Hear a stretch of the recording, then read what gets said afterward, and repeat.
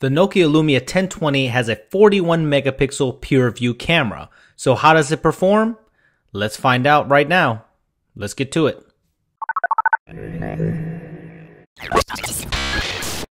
Let me start off by saying that the Nokia Lumia 1020 takes some amazing pictures. It is a very good camera, and it is something unprecedented in the mobile world, for it takes a oversampled 5 megapixel image for you to view, and then you can also pull the 36 megapixel full image off of your computer when you hook it in. And it tends to take really good pictures with auto mode, and it has good color accuracy, and it tends to take very sharp photographs.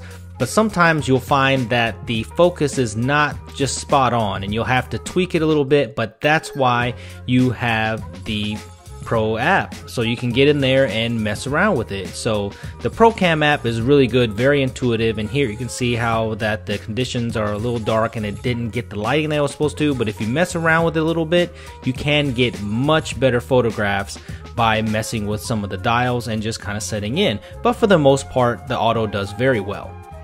The 1020 also features lossless zoom, and here is the same pic. This is the full pic that you would just take without zooming in, and then you can zoom in after the fact. And here is that same picture zoomed in. So that is very different, but you can see you're not losing much clarity there at all. Even under fluorescent lighting here at my local Best Buy, it still ended up picking up pretty good amount of detail here. The color is just a little bit off, but look at how much detail there is in this picture of the Galaxy camera and the S4 zoom. And I found that it really dialed in very well just under auto settings here. But what about low lighting? For that was a huge thing about the Nokia Lumia 920, 925, and 928.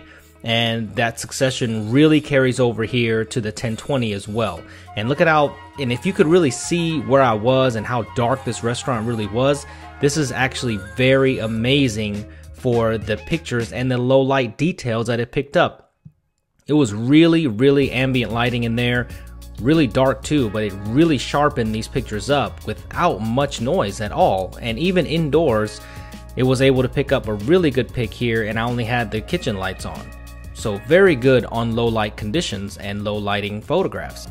As evidenced by that fan blade up there, it really wasn't able to capture that motion with the still shot, but most cameras cannot anyway, so that's not a huge deal. But it wasn't able to get this lighting right with a lot of windows there, so you can see that the sign was kind of dark, but it was also struggling on other cameras when I was testing it out.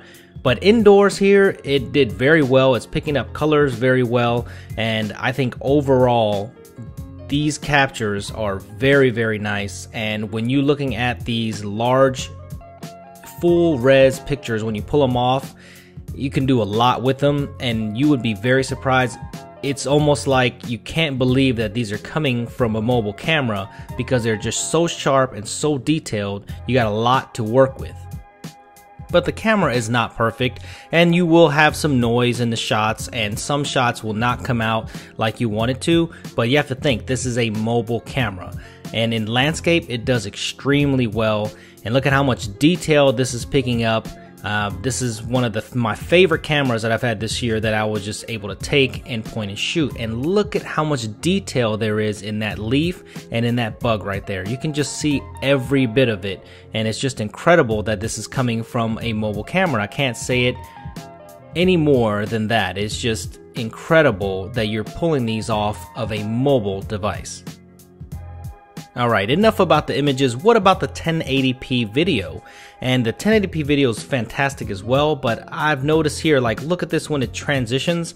For sometimes it really doesn't pick up the color accuracy well, or it just puts off this blue cast or a red cast. It kind of does some weird things when you're shooting video, but for the most part, it shoots incredibly detailed 1080p video. And of course, all of this stuff is probably going to be improved. Nokia puts out a lot of camera improvements and software improvements over time. I guess it all depends on the carrier, or if you have an unlocked version coming later this year, then you can get that right away. But look at how detailed this macro video is.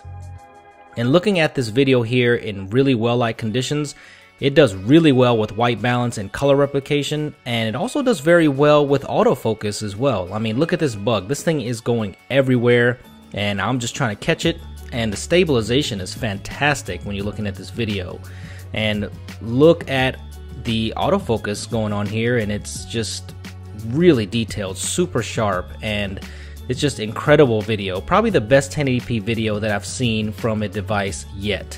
And you can zoom in, of course, while you're shooting video with minimal loss here. You can see it degrades the quality a little bit, but not too much, so you can shoot passable video while you're zooming in. Alright, now let's go ahead and go on to the nighttime video. The nighttime video was okay. It picked up plenty of light and it did okay, but it didn't impress me that much. It didn't blow me away. But let me let you hear the microphone on the recording here so you can hear the recording of the audio quality.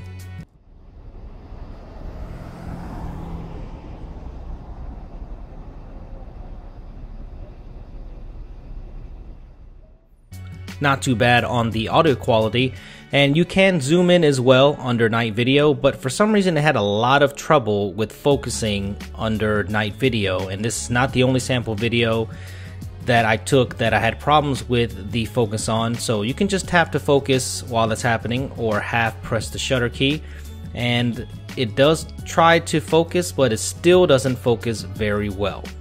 So give me a thumbs up if you enjoyed this video. If you have any questions, please leave your comments in the comment section below, and follow me on Twitter at SuperScientific, and I will see you in the next video.